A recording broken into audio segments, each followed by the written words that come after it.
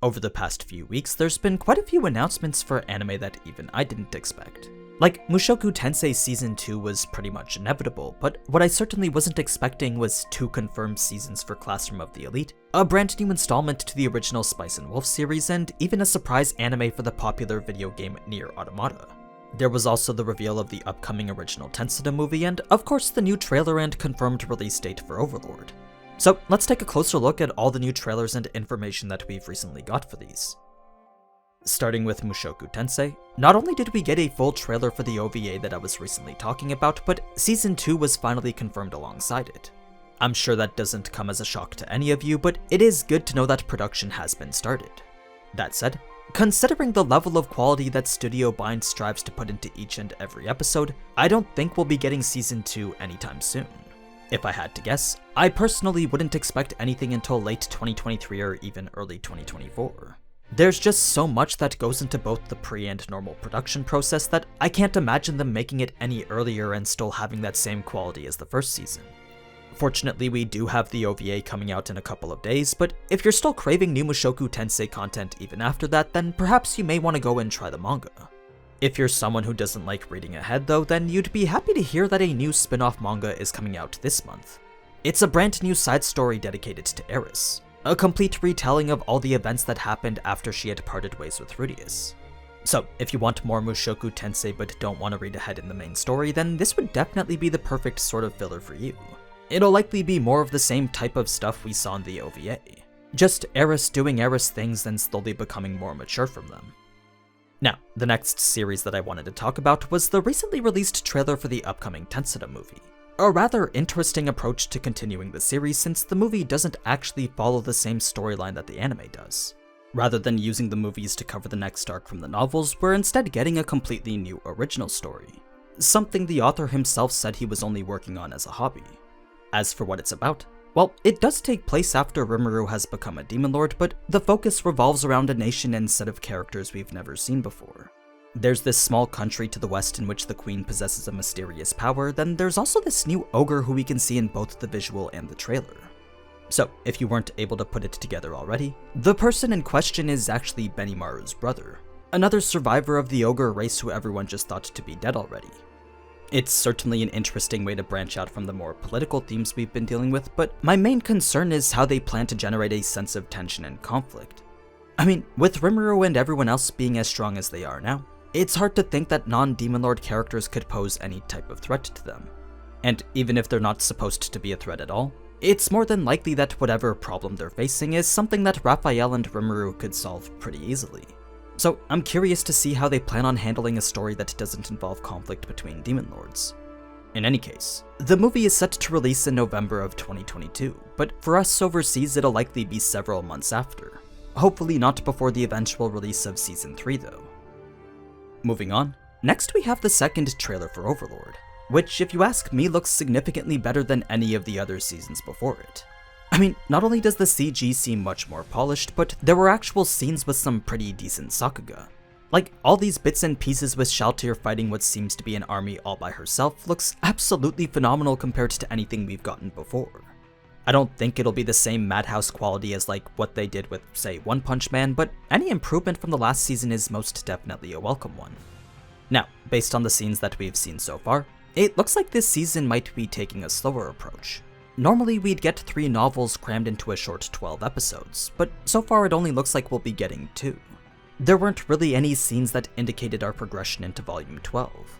Now, that may be good for the overall pacing of the anime, but with the movie being set to cover the arc directly after this, that would imply another 2 volumes being crammed into what's likely a 90-minute movie. So unless we're getting a 2-part movie like the recap of Season 1, then we might be in for a slight speedrun of the Holy Kingdom arc. As for the release date of the anime itself, well, I'm sure you'd be happy to know that we're less than 4 months away now. Yeah, Season 4 was confirmed to be starting in the summer, so expect a lot of new Overlord content starting in July. Aside from that though, there is a couple of other Overlord things that we'll be getting in the summer as well. There's the long-awaited release of Volume 15 of the novels, as well as the launch of the recently announced side-scrolling game Escape from Nazarick, both of which I highly recommend checking out if you ever get the chance to. Then, if you've been craving some of the other isekai property that Kadokawa owns, you can expect the long-awaited Isekai Quartet movie to launch in the summer as well. No specific date has yet been given, but a Japan launch in the summer will likely mean an international release in the winter. Another anime that's making its unexpected return in the summer is the rather popular adaptation of Classroom of the Elite. After 5 long years of hearing absolutely nothing, not only are we getting more episodes starting in July, but Studio Lurch themselves confirmed they were also working on Season 3.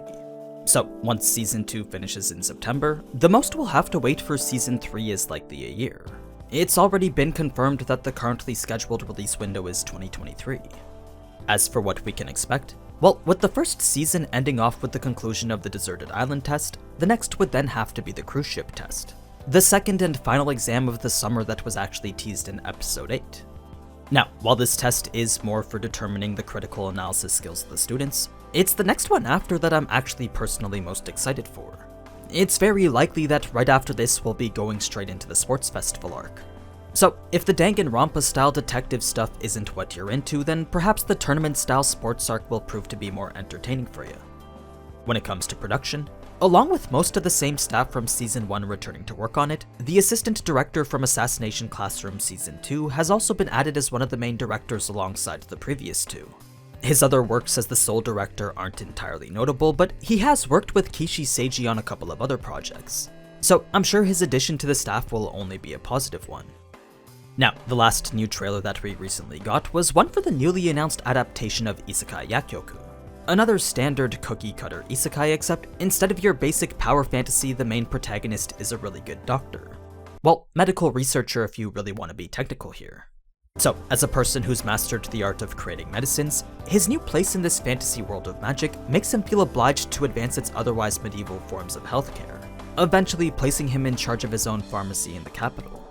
It's not something I myself am particularly interested in, but if you did happen to enjoy Cheat Pharmacist Lowlife, then you'd probably end up liking this one.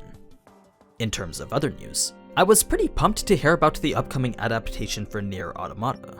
I mean, usually video game anime don't really turn out that well, but considering the rarity of ones for AAA games like this, I'm actually fairly optimistic with how it'll turn out. Plus, with Aniplex backing whatever studio they eventually choose to animate it, perhaps we'll luck out and get something on the same scale and caliber of SAO or Demon Slayer. The game certainly deserves that type of commitment. Another series that I wasn't quite expecting was the announcement of a brand new Spice & Wolf. I mean, with the first season having aired over 14 years ago, everyone always thought that a new one was pretty much hopeless. And while that still actually may be true, even if it is just a remaster and not a continuation of Season 2, I'm sure whatever they plan to animate will be very nostalgic for a lot of us. Aside from that, the only other announcements I have are an adaptation for Isekai One Turn Kill Neisen, as well as the ecchi Monster Hunter manga Guild of Depravity. But yeah, that's pretty much everything that I've got for you. If you want to know all the isekai and fantasy that's coming out next season, then be sure to subscribe for that video coming out next week. Plus, if you want to see me fuel my gambling addiction on anime cards for Mushoku Tensei, then I'll likely be opening a couple of packs over at Twitch on the weekend. So be sure to keep an eye on the community tab for when I post about that. But anyway, as always, thank you so much for watching, and if you enjoyed this type of anime content, then you already know what to do. So, until next time, ciao!